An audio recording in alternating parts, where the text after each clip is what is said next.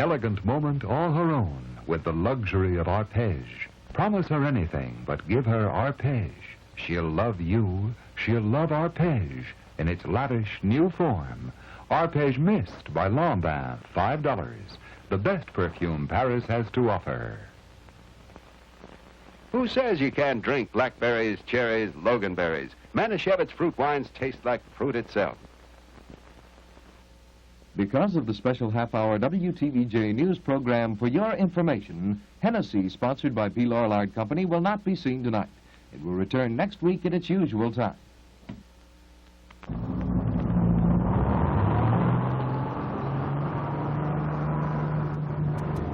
Bumper-to-bumper traffic, a symbol of Miami's growing pains. Hour after hour, day after day, the cars and trucks and buses move slowly along our streets. What's the answer? Have we found out what to do, and if so, what are we doing about it? WTVJ News presents FYI, for your information, the third in a series of special monthly reports.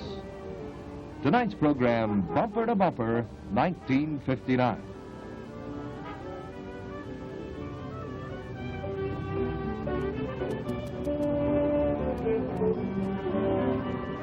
Brought to you by the Florsheim Shoe Shops, serving you with the finest in footwear at convenient locations in downtown Miami, Miami Beach, and at Cowan's in the DuPont Building. Your host, Ralph Reddick. You may remember these pictures. They were taken nearly 4 years ago, shown on a special 4-part series on this station called Bumper to Bumper. The series for the first time pinpointed the problem, defined the solution, and obtained from state and local officials a promise to follow through and get action. Well, now it's the end of 1959. We have nearly 600,000 private passenger cars registered for Dade County, plus other vehicles. Greater Miami statistically has one car for each 1.76 persons. Perhaps this will be more meaningful if we express it this way. Dade County has the highest ratio of automobiles to people than any other city in the world. This is Bumper to Bumper 1959. These scenes were taken during the past few days. They are typical, but you be the judge. Perhaps they don't really show just how bad traffic is here. But it is bad, and it is getting worse. You don't build expressways overnight. Traffic engineers talk about 10 years and 20 years when they discuss a superhighway system for a city. A long time, you bet. But it takes time to lay out routes, prepare plans, get necessary financing, award contracts, condemn property, buy up rights of way, clear away buildings and obstructions, and then begin bulldozing and putting down a highway. So, as you look at these pictures, they should serve as a reminder that whatever we are doing here to get us out of the traffic muddle, it should be done just as fast as possible. Each day we wait, we are further strangling ourselves in a web woven of bumper-to-bumper traffic. The problem, of course, is not native to Miami. It may be worse here than most cities, but it has plagued any city where people congregate to live and work. The federal government, taking cognizance of this, put into high gear a gigantic multi-billion-dollar interstate highway program. The federal government footing 90% of the bill, the state 10%. The money is raised through increased gasoline taxes. The result will eventually be 41,000 miles of supercharged superhighways in all the states. In Florida, some 1,100 miles are included in the interstate system. The heavy black lines are portions completed or under construction. The crosshatched lines show where rights of way have been acquired or plans are in the advanced stage. The narrow black lines show the planned route. Most of Florida's interstate money has been spent in the urban areas in the cities. 195 miles are completed or under construction. Here's a close-up look at the interstate road system in the Jacksonville area. A 45-mile expressway is 1/3 completed. Last week, WTVJ newsman Ed Godfrey took a tour of the interstate system in Florida, and here is his news film report. Jacksonville got a head start on other Florida cities in relieving its traffic congestion. Back in 1950, a local bond issue was passed totaling $28 million. Expressway construction began. Since that time, nearly $75 million more has been poured into the project by federal, state, and local agencies. The entire Jacksonville system, when completed, will have cost more than $98 million. Of the 45 miles, only 16 is being built under the Interstate Aid Program. This is a vivid example of what can happen when city and county officials and the federal government work together toward a common goal. The interstate route from outside Jacksonville south to Daytona Beach and west to DeLand is all open to traffic now, with the exception of a 2-mile stretch in St. Augustine, which is 35% complete. Beginning in DeLand, interstate construction extends west toward Orlando as far as Sanford. This 17-mile stretch of road is expected to be open for travel by early spring of next year. At one nearly complete section between DeLand and Orlando, newsman Godfrey interviews State Road Board Chairman Joe Grotegut. Mr. Grotegut, we're at one portion of the interstate system now that is said to be 90% completed. Could you explain just what portion this is? Well, this is Interstate Route 4, which runs from Tampa to Daytona Beach. At this point, we are about midway between Orlando and Daytona Beach. As you explained, the section below us here is about 90% complete. We actually hope to have traffic rolling on this Route 4 between Tampa and Orlando by December 1 of 1960. There will be traffic here on this particular section before that, of course. We will not be able to have traffic all the way to Daytona Beach, however, for some time after that, principally because of the recent slowdown in federal allocations. Just east of Sanford, work is 70% complete on a bridge over Lake Monroe. The half-mile span, which is the last interstate project until you reach Orlando, is being built at a cost of more than $1.5 million. Built with pre-stressed concrete beams and columns, the fixed span structure rises 59 feet above the water at its highest point. By December 1960, it will be possible to drive on the Interstate Highway from Orlando to Tampa. At a point just south of downtown in Orlando, the first leg of that city's 8-mile system is well underway. Beginning at the Gore interchange at American Street, 2.5 miles of new highway toward Tampa will be complete by next April. Orlando officials have added up an additional $1 million to provide for off-street parking for 2,000 cars underneath a 6-block elevated section of the freeway. Throughout the interstate system in urban areas, pedestrian overpasses have also been added, such as this one in Orlando. A 32-mile stretch of the expressway will be open next month for traffic from a point just west of Lakeland into Tampa. And now on the other side of Tampa, the Mid-Bay Bridge connecting that city with St. Petersburg is completed, and work on the western approach to the bridge is 85% complete. The entire bridge construction from Tampa includes a total of 6 miles, was built at a cost of more than $9 million. The western approach from north of St. Petersburg will add another 10 miles, another $6 million to that project. The bridge itself is scheduled to open January 15th of next year. It's comparable to Miami's 36th Street Causeway. The comparison points up one of the biggest roadblocks confronting Dade County's highway program. The right-of-way for the Tampa Bridge approach cost $200,000. It cost $2 million to secure the rights-of-way for the Miami Beach approach to the 36th Street Causeway. Back with the up-to-the-minute story of Miami's Expressway in a moment, after this word from Howard Ross, General Manager of Florsheim Shoe Stores of Greater Miami. There was another traffic jam today. It was at 155 East Flagler Street at the opening of the new Cowan Shoe Store. People poured in by the thousands to see this magnificent new shoe store and to listen for the lucky bell. This store represents an entirely new concept in shoe merchandising. You're looking at the men's department, and this men's style displayer, which features over 100 styles of Florsheim shoes. Now, you can browse around, select your shoes, and then be fitted by one of Cowan's expert shoe personnel. You can see all the Florsheim shoes we carry, not just the ones that the salesmen show you. This is Cowan's complete new ladies' salon.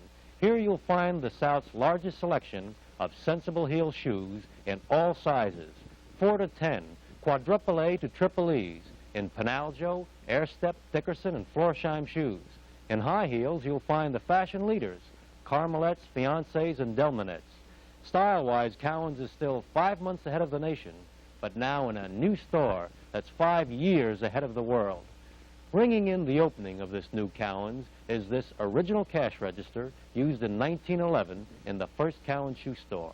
It has come to symbolize almost half a century of Cowens' growth and progress in Miami, catering to the shoe needs of quality-minded men and women. Come in and listen for the lucky bell. Maybe your cash will register. Remember, for the finest in footwear from men and women, come into the new Cowens at 155 East Flagler Street in the DuPont building. How does the Interstate Highway come into Miami? As yet, there is no proposed interstate route linking Tampa to Miami. But coming south in the state from Daytona Beach, the Interstate Highway goes eventually into the Sunshine State Parkway, or Turnpike, from Fort Pierce to West Palm Beach. It leaves the parkway at West Palm Beach, and the interstate will continue down into Miami on the right-of-way of State Road 9, and it will connect with the Golden Glades interchange in Dade County at Northwest 163rd Street. At this point, the interstate system will be connected up with the North-South Expressway and will continue into downtown Miami. Let's pick up the story now with Mr. William Singer of Miami, a member of the State Road Board. Well, Mr. Singer, could you explain the interstate system in Miami and also how these projects are designed to relieve our traffic congestion? Yes, Ralph. The interstate system at the point that you mentioned at the terminus of the Turnpike runs south parallel with 7th Avenue, down through a 36th and 7th Avenue interchange, and on down south through the central business area, over the Miami River, and south the 32nd Road and Brickell Avenue. Now, that's the interstate system, Mr. Singer.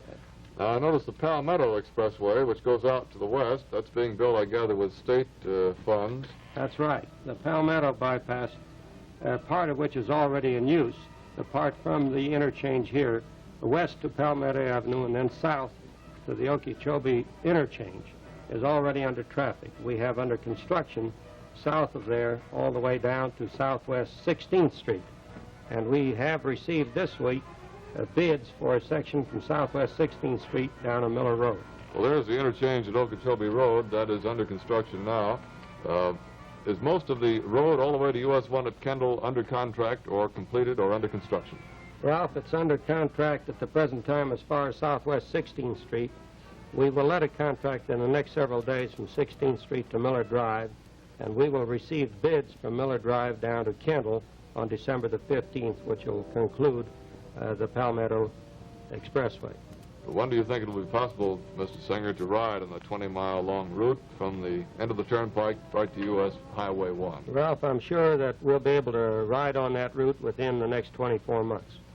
Now, you mentioned the interstate highway system, the north-south road, of course. I notice at this point the interstate goes over to Miami Beach on the 36th Street Causeway. That's right. That road is also nearly complete, is it not? That's right. That road is complete from the eastern terminus of it in the vicinity of Mount Sinai Hospital over to Biscayne Boulevard, and will be open for traffic on December the 12th. How much money, Mr. Singer, went into the 36th Street Causeway? Up to the present time, we have spent about $14 million for that part of the project. Will this be a toll-free road? It'll be toll-free as far as the interstate goes to 36th Street and 7th Avenue. And then, of course, we're extending that with a bond issue from west to 7th Avenue to the airport. And there'll be a 10-cent toll on that part of it. This will allow traffic to go from Miami Beach on an expressway then, direct to International Airport.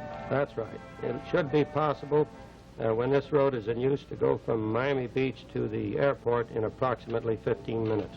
Of course, the 36th Street Expressway will meet this giant interchange at 7th Avenue and connect with the North-South Expressway. What's the progress of construction on the North-South Road? We are building this interchange at the present time and have let contracts as far as 75th Street. We're building a bridge at the present time over the railroad tracks in that area. There are the bridge pilings being put in, I believe, No, Ralph, those are a lot of homes that are being removed to make way. Yes, that's right. That's the bridge pilings there for the land bridge over the railroad tracks. How many lanes wide will this road be? This road will be 6 lanes wide. But you say you're building it from 36th Street up to approximately 75th at the Street. present time. We are getting bids on December the 15th for a section from 75th Street to 95th Street. And that'll be under contract before the end of the year. I see. Well, Mr. Singer, the question is, what about the completion of the north-south road up to Golden Glades and down into the central part of the city of Miami? Ralph, we're in fair shape as far as the completion of the expressway going north to the Golden Glades interchange is concerned, except for a portion of the interchange, which we're lacking funds. But we're in poor shape as far as going south from 36th Street to 32nd Road. And that's the part that we're concerned about because it serves a central business area and because it is designed to carry the bulk of the traffic. And that's the part about which I today propose that the County Commission bond themselves to the extent of $40 million to put into this fund, which together with the regular interstate funds will be available to us, will enable us to move much more rapidly with that. You want to take and raise through taxation a kitty or a financial fund of some kind to be used to speed up the interstate construction. That's right. And then as the federal money becomes available, you'll replace that money in the kitty. It is my thought that with a $40 million amount in that revolving fund, together with the federal funds that will be allocated to us, we have an excellent chance of completing this system in a period of 5 years. And by the way, Ralph, when I say 5 years, I'm including many of the other parts of this expressway system, which will be financed by other methods, such as revenue bond issues, primary money, and secondary money. And I believe we could do the whole program in 5 years by adding this $40 million, which then could be returned to the county when it would have been allocated to us at the tail end of the interstate program. The question, in my mind, Mr. Singer, is that inasmuch as you're dealing with federal funds and in a way pledging these federal funds to sell the bond issue, or at least sell it to the people, the idea of increased taxes, what will the attitude of the federal government be toward this? Well, fortunately, we have with us here tonight Mr. Talmay, the Federal Highway Administrator. I've been discussing these problems with him all day today, and I think he could put some light on this. Mr. Bertram Talmay, we're delighted to have you on this special program on Miami's expressway system. You're the man who has been charged for the government with carrying out the construction of this multi-billion-dollar highway system all across these United States. We're particularly interested, first of all, in the point that Mr. Singer and I were discussing concerning this plan to raise $40 million in a kitty locally to speed up Miami's expressway construction. Do you think such a thing is feasible from your standpoint? Well, our program now is 3.5 years old, and it's well on its way. As a result, a number of studies are being made in connection with the program to be sure we're going in the right direction. Based on the present standards, I think that the plan that Mr. Singer has outlined to you is a wonderful plan and is certain to redound to the direct and great benefit of your area. I see no reason why it couldn't work out based on our present planning. That comes as good news, I guess, to you, Mr. Singer. Yes, sir, that's right. What's the next step in getting something done on this now? Well, I think the next step would be a resolution by the County Commission accepting this plan and submitting it to the voters. Of course, you know, any ad valorem tax bond issues have to be voted on by the freeholders, and it is my thinking that such an election could be held in May. We could get the people to state their position on it at that time. Mr. Singer, how much of the Interstate Highway money from Mr. Talamay's division has been spent so far in Florida? I'm not certain, but I think Florida has made substantial progress on their interstate program and has done very well. I think Mr. Talmay can shed light on that. Have we taken advantage in this state of all the monies you've had available to us? Well, you certainly have, and I am sure that everyone that saw these pictures tonight enjoyed them as much as I did. It's direct proof that Florida has really forged ahead in the development of this system. As a matter of fact, roads like this are being opened up all over the United States. And it looks to me, though, from observing the openings, that they're all pointing to Florida.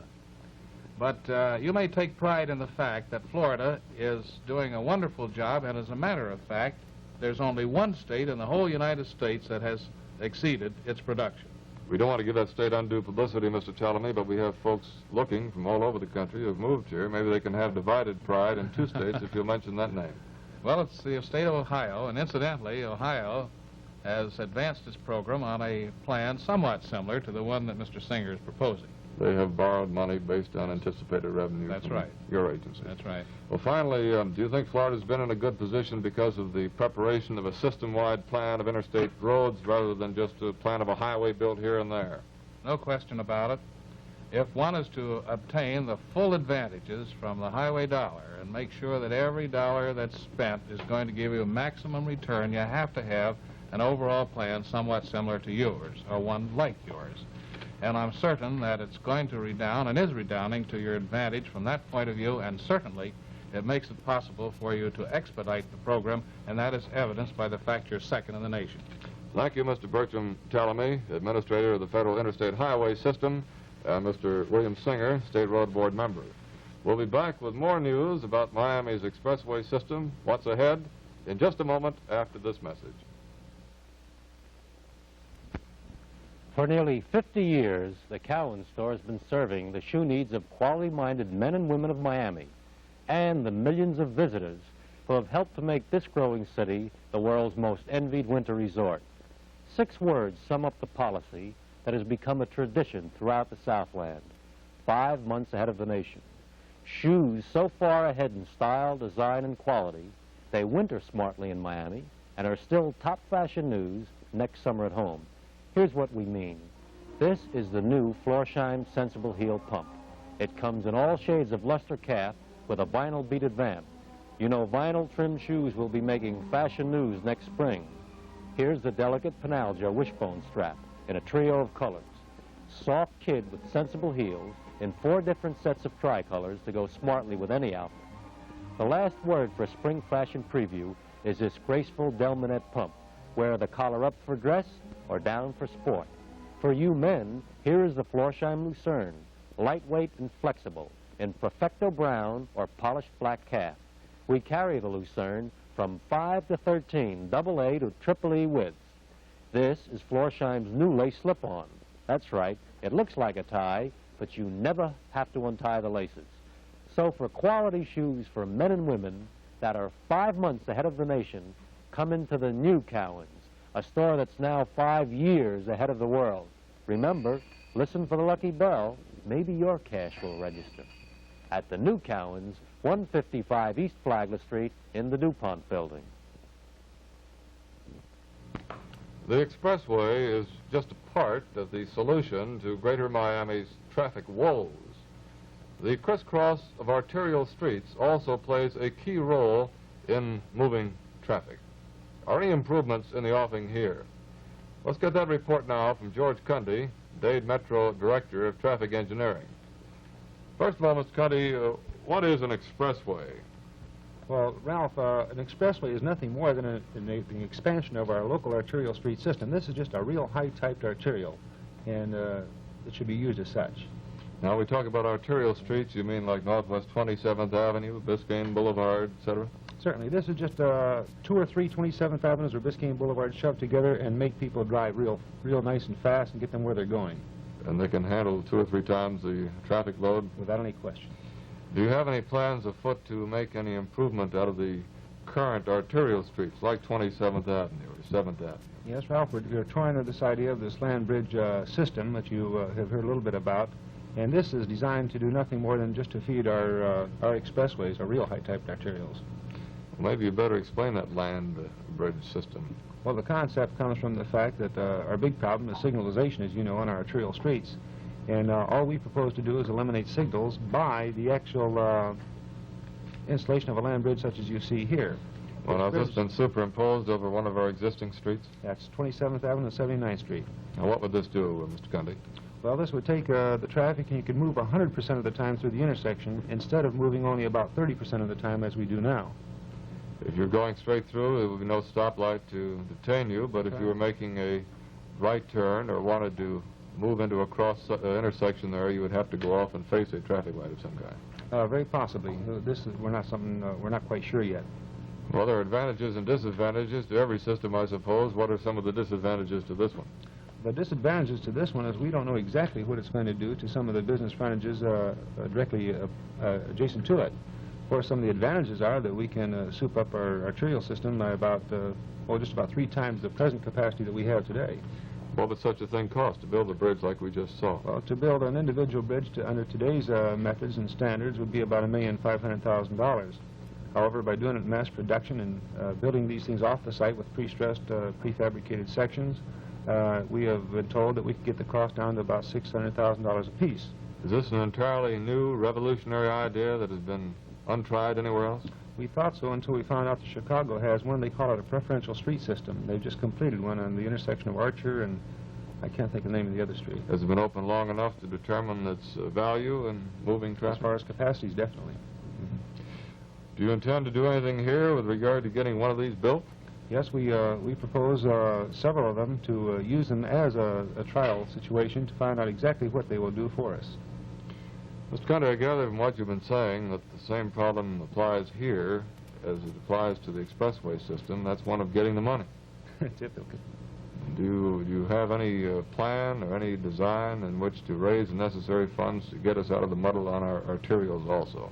No, Ralph, we're working together with the Planning Department and the Public Works Department of the county at Mr. Campbell's direction to offer some plan to him which he can submit to the Commission for the development of an arterial program. This would possibly be also in the form of an ad valorem bond issue. Is there such a thing as some unified traffic controls also on our present street system that would be of aid to the driver? Oh, yes, definitely. We, as you well know, throughout most of the county, we've already speed zoned approximately about 800 miles of roads already, and it's a little more comfortable to travel on some of them. We're redoing some signals all the time. We feel we'll be in pretty good shape not too distant future.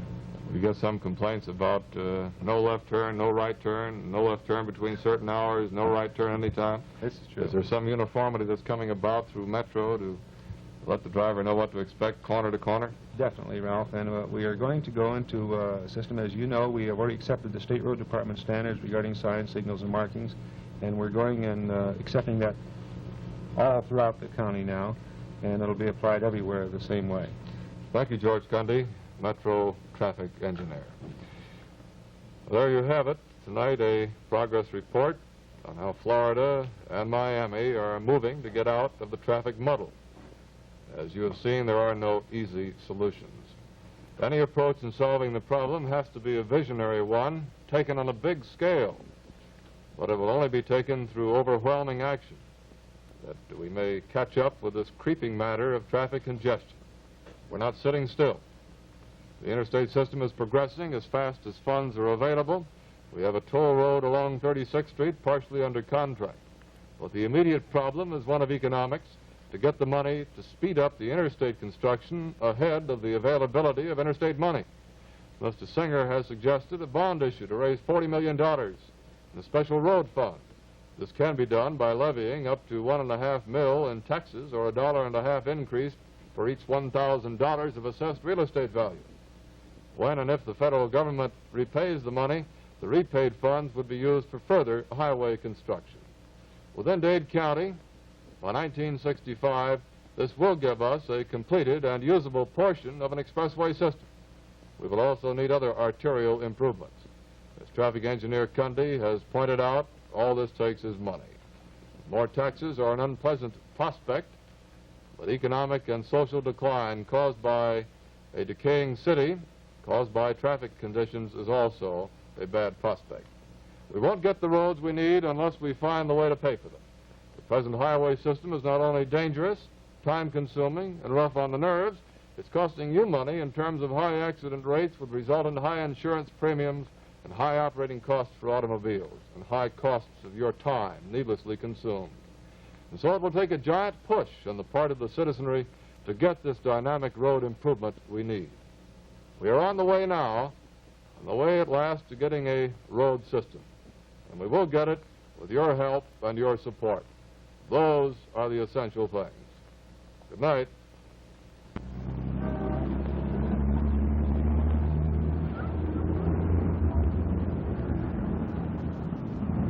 Bumper to Bumper, 1959. Another in the series of FYI programs. for your information.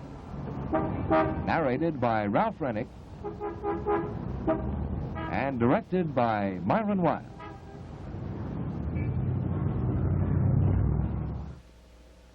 Was presented by the Florsheim Shoe Shop, serving you with the finest in footwear at convenient locations in downtown Miami, Miami Beach, and Cowan's in the DuPont building.